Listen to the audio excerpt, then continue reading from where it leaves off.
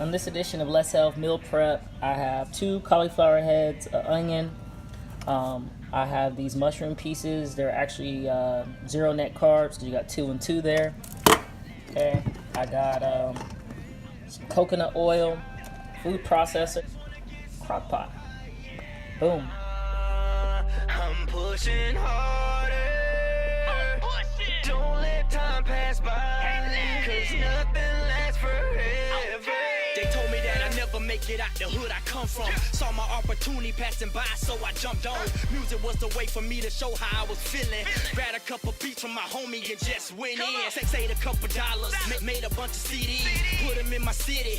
Now they start to believe everything I worked for, all the grind I put in. I was too different, I ain't wanna fit in.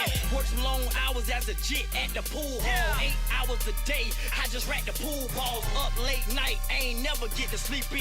Work Monday through Friday, and on the weekends. Hard work embedded in my soul from the get-go. I pushed my way through it till I couldn't push no more. Mama tried to tell me that I needed more rest in the streets. Was the marriage? I was trying to be the best man. I'm flying higher.